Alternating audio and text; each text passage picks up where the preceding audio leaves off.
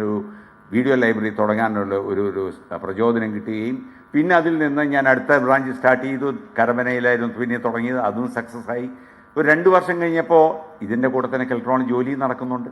അങ്ങനെ നിൽക്കുന്ന സമയത്താണ് എനിക്ക് പെട്ടെന്ന് തോന്നി, ഇവിടെ ഇന്ത്യയിൽ കോപ്പി റൈറ്റ് എന്നൊരു ബിസിനസ് ഇല്ല, വീഡിയോ കോപ്പി റൈറ്റ്. അന്ന് തോംസൺ, റാഫ എന്നിങ്ങനെ ബ്രാൻഡ്സ് എബ്രോഡുണ്ട്. പക്ഷേ കേരളത്തിൽ, ഇന്ത്യയിൽ മലയാളത്തിന് കോപ്പി റൈറ്റ് ആരും വാങ്ങിക്കുന്നില്ല. So I started buying copyrights of Malayalam video cassettes. 1985 ആദ്യമായിട്ട് മലയാളത്തിൽ ഇറങ്ങിയ ജനുവരി ഒരു ഓർമ്മ എന്ന സിനിമയുടെ കോപ്പി റൈറ്റ് എടുത്തുകൊണ്ട് രോഹിത് എന്ന് പറയുന്നത് എൻ്റെ മകൻ്റെ പേരാണ്, രോഹിത് വീഡിയോൻ്റെ പേരിൽ ഞാൻ കോപ്പി റൈറ്റ് ബിസിനസ്സിലേക്ക് എൻ്റർ ചെയ്തു.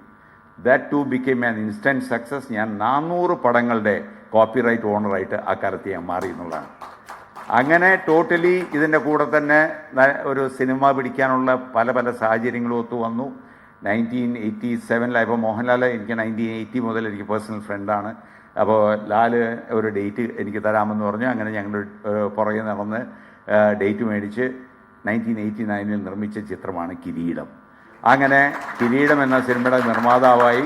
അതിനുശേഷം 9 സിനിമ എനിക്ക് നിർമ്മിക്കാനുള്ള ഭാഗ്യമുണ്ടായി. കിരീടം കഴിഞ്ഞപ്പോഴേക്കും പ്രണയവർണ്ണങ്ങൾ, കളിവീട്, മയിൽപ്പീലിക്കാവ്, സ്റ്റാലിൻ ശിവദാസ് എന്നിങ്ങനെ എല്ലാം നിങ്ങൾ കേട്ട സിനിമകളാണ്, നിങ്ങൾ കണ്ട സിനിമകളായിരിക്കാം. ഇതൊക്കെയാണെങ്കിൽ പോലും ഒരു കാലത്ത് നിങ്ങൾക്ക് ഒരു ബിസിനസ്സിൽ നിങ്ങളെല്ലാം സക്സസ്ഫുള്ളായി നിൽക്കുന്ന ആൾക്കാർ, നിങ്ങൾ സന്തോഷിച്ച് നിൽക്കുന്ന ആൾക്കാർ, അതേ ഒരു മാനസികാവസ്ഥയിൽ നിന്ന ഒരു വ്യക്തിയാണ് ഞാൻ. പക്ഷേ എന്ന് വേണമെങ്കിലും നമ്മുടെ ജീവിതത്തിലൊരു മാറ്റം വരാം എന്ന് ഞാൻ പഠിച്ചു. കാരണം സിനിമയിൽ നല്ല സമയം ഞാൻ നല്ലപോലെ ആസ്വദിച്ചു. പക്ഷേ അത് കഴിഞ്ഞപ്പോഴേക്ക് ഈ ശനിദശ എന്നൊരു സംഭവത്തിൽ നമ്മൾ വിശ്വസിച്ചാലും ഇല്ലെങ്കിലും ഒരു സാധനം ഉണ്ടെന്ന് എനിക്കും തോന്നിപ്പോയി. കാരണം എന്നറിയാമോ, ചെയ്യുന്നതും തൊടുന്നതും എല്ലാം ഒരു നഷ്ടത്തിലേക്ക് ചെന്നെത്തുമ്പോൾ നമ്മൾ മനസ്സിലാക്കും നമ്മുടെ കഴിവിൽ മാത്രം കാര്യമില്ല, നമ്മുടെ ഈ കയ്യിലിരിക്കുന്ന പണത്തിന് മാത്രം കാര്യമില്ല. ഇതൊക്കെ മുകളിൽ നിന്ന് ഒരു ഡിസിഷൻ ചിലതുണ്ട്. നമ്മൾ എത്ര കറക്റ്റായിട്ട് ചെയ്താലും ശരി, കാര്യങ്ങൾ നമ്മുടെ വഴിക്ക് വരില്ല.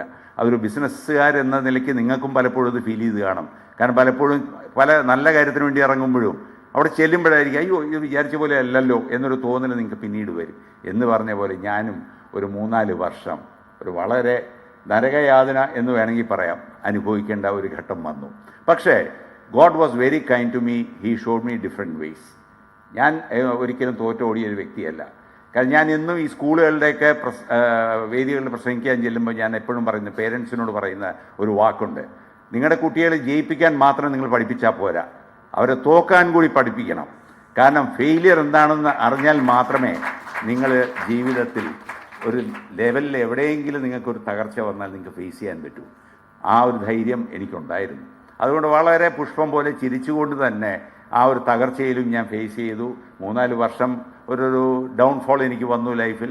ഫേസ് ചെയ്ത് വീണ്ടും ഇവൻറ്റ് മാനേജ്മെൻറ്റ് എന്നൊരു പ്രസ്ഥാനം തുടങ്ങി. കാരണം അന്ന് കയ്യിൽ കാശില്ല ഇറക്കാനായിട്ട്. കാരണം അന്നത്തെ കാലത്ത് 2.5 കോടി രൂപ എൻ്റെ നഷ്ടം വന്നൊരു വ്യക്തിയാണ് ഞാൻ. That was in 1999. അപ്പോൾ അത്രയും കാശ് പോയിരിക്കുന്നതിനിടയിൽ ഇനി കാശ് ഇറക്കി റിസ്ക് എടുക്കാൻ പറ്റില്ല. So what I thought is കാശില്ലാത്ത ഇൻവെസ്റ്റ്മെൻറ്റ്. എനിക്കറിയാവുന്നൊരു തൊഴിൽ, എനിക്കറിയാവുന്നൊരു കല ഉപയോഗിച്ചുകൊണ്ട് ഞാൻ 2004 തുടങ്ങിയതാണ് ഇവൻറ്റ്സ് മാനേജ്മെൻറ്റ് ഗ്രൂപ്പ് എന്നൊരു കമ്പനി. അത് കഴിഞ്ഞ് there was no looking back. കാരണം അത് കഴിഞ്ഞ് ഞാൻ I have travelled all over the world. I have done shows abroad with Shobana, പിന്നെ നമ്മുടെ മോഹൻലാലിൻ്റെ ഷോ, മുകേഷ്, ജഗദീഷ് എന്നിങ്ങനെ എല്ലാ താരങ്ങളും വെച്ച് ഷോസ് എബ്രോഡ് ചെയ്യാനുള്ളൊരു ഭാഗ്യം കിട്ടി. അതിന് കൂട്ടത്തിൽ ലോക്കലായിട്ടുള്ള കല്യാണങ്ങൾ എന്നിങ്ങനെയുള്ള ഇവിടുത്തെ ഇവൻറ്റ്സ് ചെയ്യാനുള്ളൊരു ഭാഗ്യം കിട്ടി. ഇതിൻ്റെ കൂടെ തന്നെ എൻ്റെ സിനിമകളിൽ ഒരിടത്ത് പോലും മുഖം കാണിക്കാത്തൊരു വ്യക്തിയായിരുന്ന ഞാൻ സ്വന്തമായിട്ട് 2004 മുതൽ അഭിനയം തുടങ്ങി. ഇന്ന് നിങ്ങളെല്ലാം എന്നെ അറിയുന്നത് ഒരു നടനായിട്ടായിരിക്കും കൂടുതൽ. അപ്പോൾ എൻ്റെ ലൈഫിൽ വന്ന ചേഞ്ച് എന്താണെന്നുള്ളത് ഞാൻ നിങ്ങൾ പറഞ്ഞ് മനസ്സിലാക്കിയത് എന്താണെന്ന് വെച്ചാൽ, എനി ടൈം ബിസിനസ്സിൽ നമുക്ക് വരാവുന്ന